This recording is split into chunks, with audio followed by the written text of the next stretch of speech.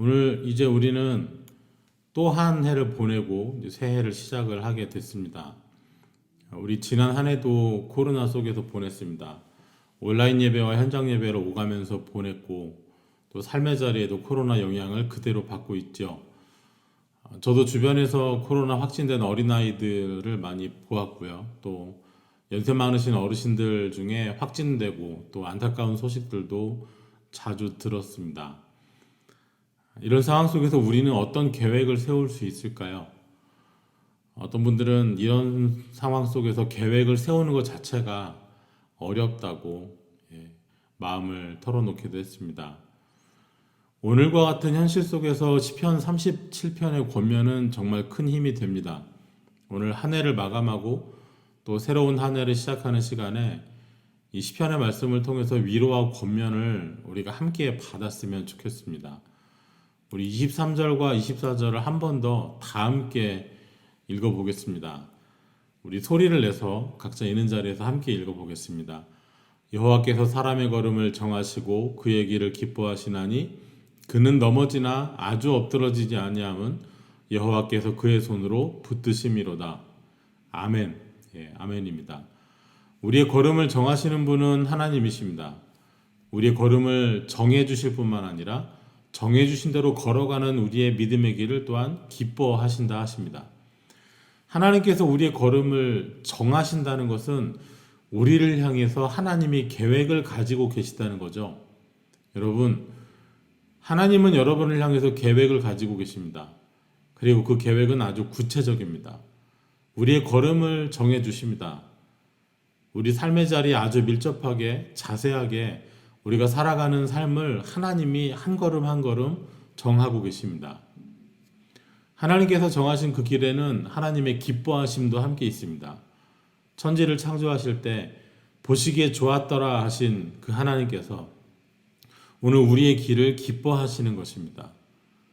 지난 한 해 동안에도 우리의 걸음을 정해주시고 인도해주신 많은 은혜가 있었음을 고백합니다.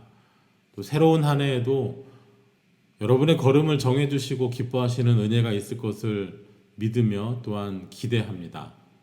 오늘 우리가 읽은 본문 중에 23절과 24절을 요약하면 이렇습니다.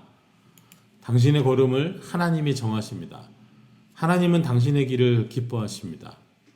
이것은 아주 강력한 권면입니다. 권면이 무엇이던가요? 지금은 주로 교회 안에서만 쓰는 말이 됐습니다마는 권면의 뜻은 알아듣도록 권하고 또 격려해주고 힘을 내게 하는 것, 그것이 권면입니다. 이 말씀에는 여전히 하나님을 신뢰하고 여전히 하나님을 사랑하는데도 불구하고 현실 안에서 고통받고 있는 믿음의 사람들을 향한 권면이 있습니다. 그리고 이 권면은 믿음도 있고 은혜도 있었지만 그런데도 불구하고 오랫동안 고통을 받아왔던 다윗 자신의 경험에서 비롯된 권면입니다. 잘 알고 계시는 것처럼 다윗은 하나님의 기름 부으심을 받았습니다. 왕으로 세워졌습니다. 사무엘이 그를 찾아왔고 그에게 기름을 부었습니다. 사울 왕을 이어서 새로운 이스라엘의 왕으로 세움을 받았습니다. 하지만 그럼에도 불구하고 다윗은 목숨을 건지기 위해서 긴 도피 생활을 해야 했습니다. 하나님은 다윗을 왕으로 세우셨지만 아직까지 왕위에 미련을 가지고 있는 사울은 다윗을 죽이려고 했기 때문입니다. 많은 어려움이 있었습니다. 참으로 비참한 세월을 다윗은 견뎌야 했습니다. 그러나 그 가운데에서도 끝까지 동행해 주시면서 인도하시는 하나님을 다윗은 경험했습니다. 결국은 하나님의 뜻이 우리 가운데, 결국은 하나님의 계획이 나의 삶 가운데 이루어진다는 것을 경험한 것이죠. 그래서 이런 권면을 할 수 있었습니다. 아무리 험악한 삶을 살더라도 우리의 걸음은 하나님이 정하고 계신다는 것입니다. 지금 가는 길이 아무리 고통스러워도 하나님께서 정하신 걸음을 걸어가는 그 길이라면 힘을 내십시오. 하나님께서는 우리의 길을 기뻐하십니다. 다윗만이 아닙니다. 우리가 살아가는 세상 안에서는 하나님의 사랑을 받고 있어도 하나님의 계획 안에 있을지라도 무조건 만사 형통이 아니라 고통도 겪고 여러 어려움과 아픔을 겪는 일이 많이 있습니다. 믿음의 사람들이 아픔을 겪는 사이에 오히려 악한 사람들, 경건하지 않은 사람들이 잘 되는 모습을 보면서 신앙의 회의감이 드는 때마저도 있습니다. 그래서 37편의 첫 구절인 1절에서 다윗은 이렇게 권면합니다. 37편 1절입니다. 악을 행하는 자들 때문에 불평하지 말며 불의를 행하는 자들을 시기하지 말지어다. 불평하지 말고 시기하지 말아라. 왜 불평하고 시기하는 마음이 들겠습니까? 악을 행하는데, 심지어 불의를 행하는데 그 사람들이 더 잘 되고 있기 때문이죠. 심지어 악인들은 그 사람들의 길이 형통하다고 했습니다. 악한 꾀를 가지고 있는데 그 악한 꾀가 계획대로 잘 이루어져요. 오히려 나는 믿음을 지키기 위해서, 신앙대로 살기 위해서 순종하고 절제하고 참고 양보하면서 사는데, 그러느라고 때로는 가질 거 못 가지고 누릴 거 못 누릴 때도 있는데, 오히려 하나님 외면하고 하나님 뜻을 어기며 악하게 사는 사람들은 형통하기만 합니다. 다윗은 이런 현실을 아주 잘 알았습니다. 그가 겪었기 때문입니다. 다윗은 자신이 목격하고 겪은 악인들의 삶을 이렇게 증언합니다. 악인들은 의인을 치려고 합니다. 저들은 의인을 향해서 이를 갑니다. 칼을 빼고 활을 당겨서 가난하고 궁핍한 자를 엎드러뜨리려고 합니다. 하나님께서는 가난한 사람들, 궁핍한 사람들, 연약한 사람들을 돌보라고 하셨지만 악인들은 하나님의 뜻에 관심이 없습니다. 또 악인들은 다른 사람에게 꾸고 갚지를 않는답니다. 그들의 길은 포악합니다. 의인을 치고 가난한 사람들을 괴롭힙니다. 그런데도 악인들은 소유가 날로 풍성해집니다. 악인들은 행위가 정직한 사람을 죽이려고도 합니다. 의인을 엿보면서 심지어 살해할 기회를 찾기도 한다고 하였습니다. 악인들은 큰 세력도 이루고 있습니다. 이 모든 것이 시편 37편에 담겨 있는 다윗이 목격하고 경험한 악인들의 모습입니다.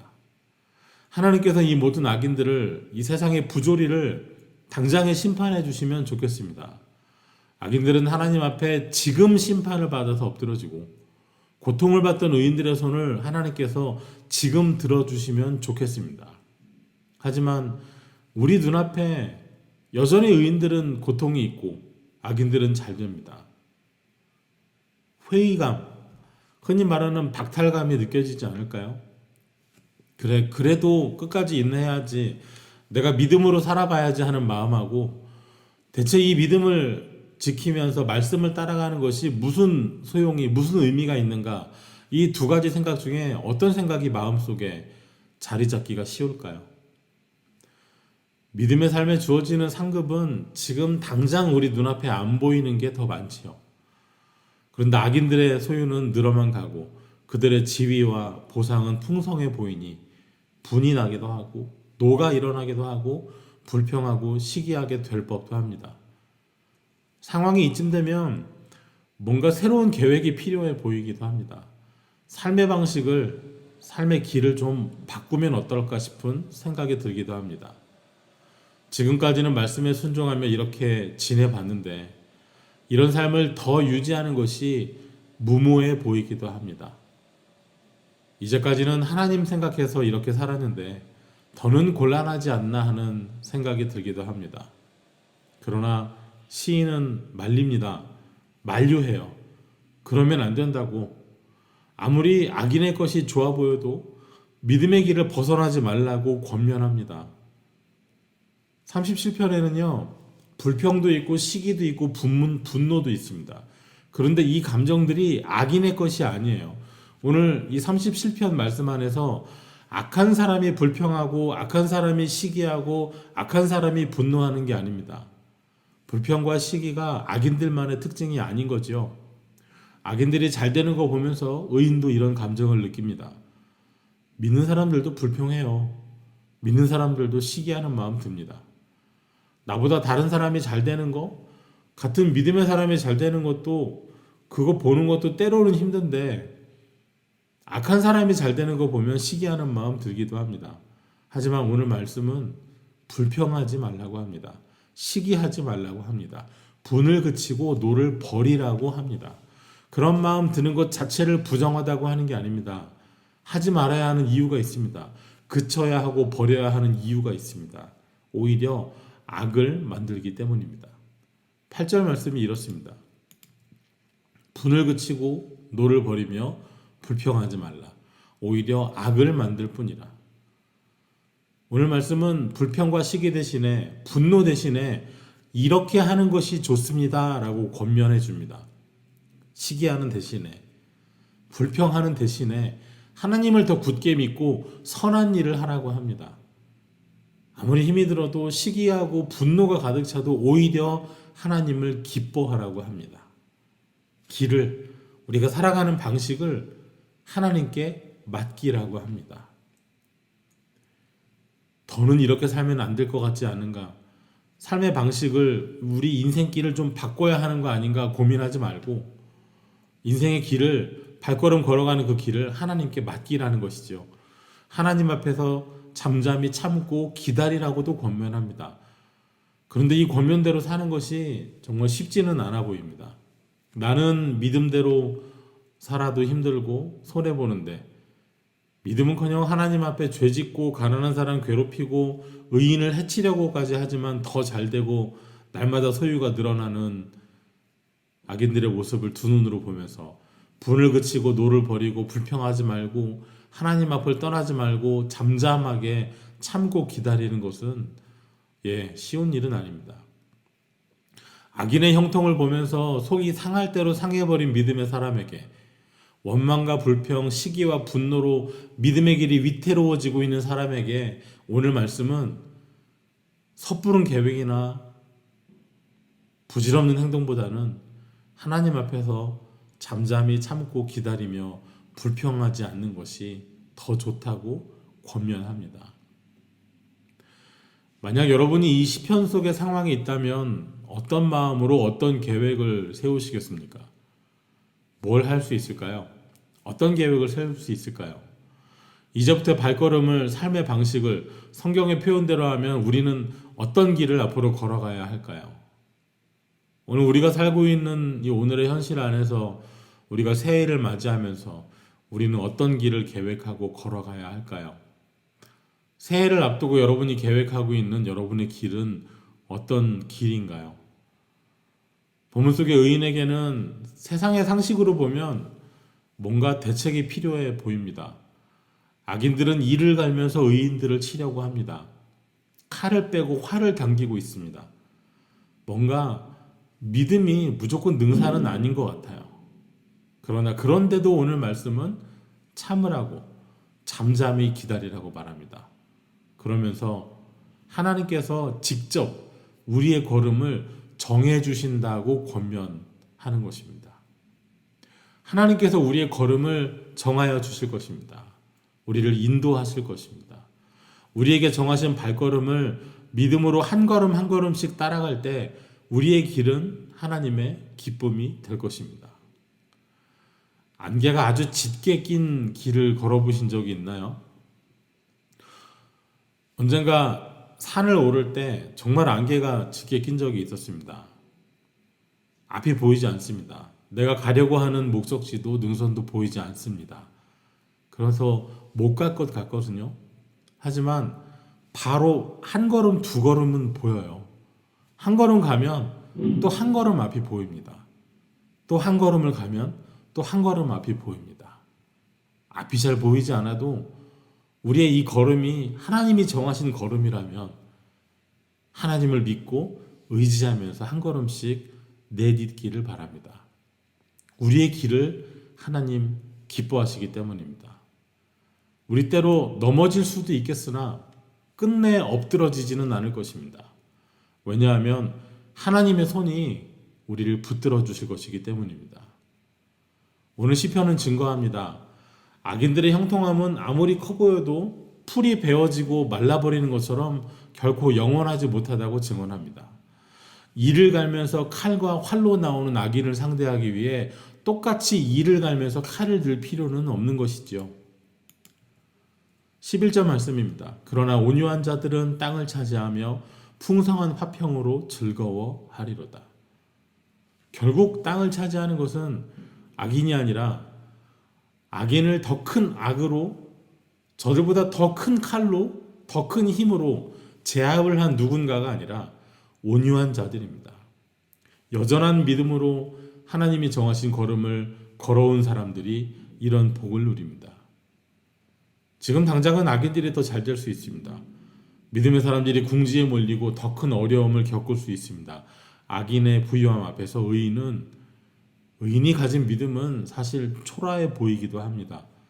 하지만 우리 16절을 기억하면 좋겠습니다. 의인의 적은 소유가 악인의 풍부함보다 낫도다.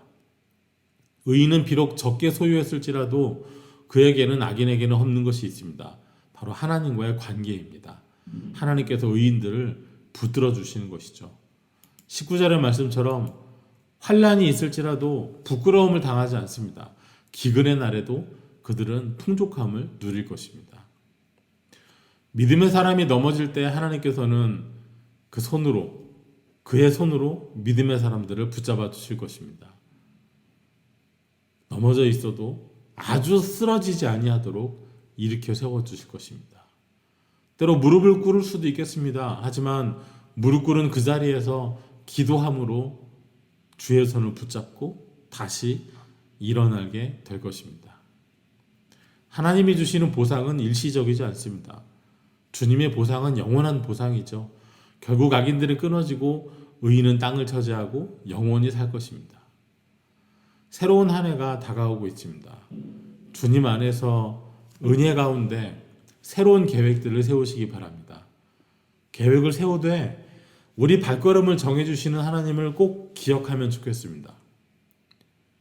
여러분의 눈앞에 어려움이 있어도, 아픔이 있어도, 장애물이 있어도 하나님은 지금도 여러분의 걸음을 정하고 계십니다.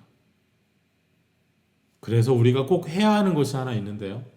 계획을 세우되 하나님의 뜻을 고려하는 것입니다.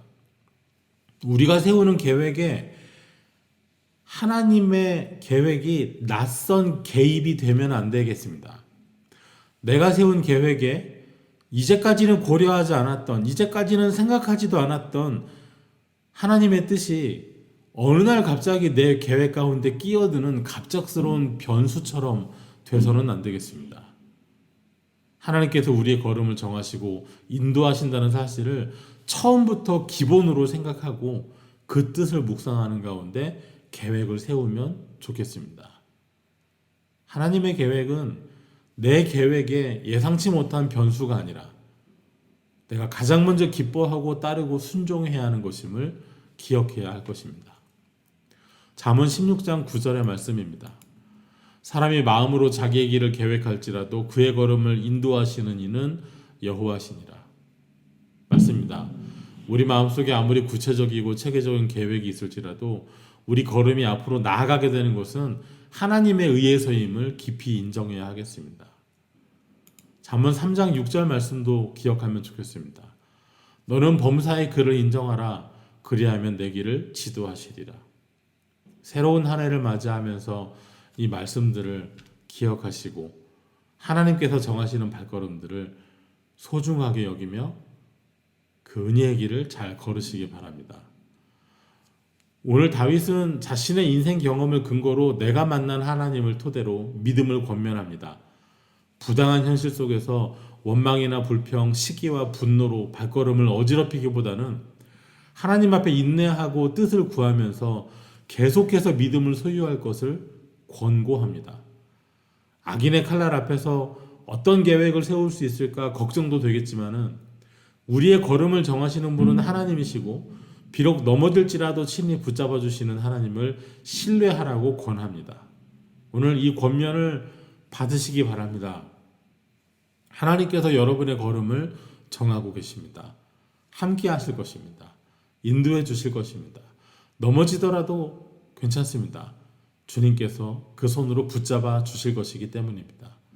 우리가 세우는 어떤 계획보다도 더 나은 계획을 하나님은 우리를 향해 가지고 계십니다. 눈앞에 있는 아픔 때문에 믿음을 잃기보다는 내가 갖지 못한 것 때문에 화를 내거나 원망하기보다는 주님과 함께 동행하면서 믿음의 길을 걸어가야 하겠습니다. 결국은 온유한 사람이 땅을 차지합니다. 무서운 사람, 힘센 사람, 돈 많이 가진 사람, 포악한 사람이 아니라 하나님을 신뢰하며 말씀을 따르는 온유한 사람이 땅을 차지하고 거기 영원히 거하는 은혜를 누리게 됩니다. 또한 여러분도 다윗처럼 이런 권면을 할 수 있게 되기를 축복합니다. 오늘 다윗의 권면은 그의 경험에 근거한 것입니다. 귀로만 들은 하나님, 다른 사람이 경험한 것을 들은 하나님이 아니라 나를 찾아오시고 내게 기름을 부어주셨고 나를 세워주신, 또 내가 넘어질 때 쓰러질 때 붙잡아 이렇게 세워주신 하나님에 대한 경험에 근거한 것입니다. 하나님의 택하심과 사랑이 있음에도 불구하고 또 나 역시 그것을 믿음에도 불구하고 내가 겪었던 수많은 아픔들, 어려움들, 두려움들, 그러나 끝까지 붙잡아 주신 하나님에 대한 경험이, 신뢰가 오늘 다윗이 하는 이 권면의 기초입니다. 새로 시작되는 여러분의 한 해에 믿음의 사람이기 때문에 감당해야 하는 부담, 어려움, 아픔이 있을지라도 그것들을 통하여 우리를 붙잡아 주신 하나님을 더 깊이 경험할 수 있게 될 것입니다. 그리고 또 다른 사람에게 나를 붙잡아 주신 하나님, 나를 일으켜 세워 주신 하나님의 은혜를 다윗처럼 권면할 수 있기를 바랍니다. 나쁜 사람 상대하자고 똑같이 나빠질 필요는 없죠. 저쪽이 칼을 들었다고 우리도 칼을 갈 필요는 없습니다. 악한 사람이 잘 된다고 그 방법을 따라할 필요도 없습니다. 우리에게는 하나님이 계시고 영원히 끝나지 않는 돌보심이 있습니다. 우리의 계획은 어떻게 이길까, 어떻게 앞지를까, 여기에 초점이 있는 것이 아니라 하나님이 정하신 발걸음을 어떻게 잘 한 걸음 한 걸음 따라갈까, 거기에 있어야 하겠습니다. 새로운 한 해에도 주님과 동행하시기 바랍니다. 기도하겠습니다. 하나님 아버지, 감사합니다.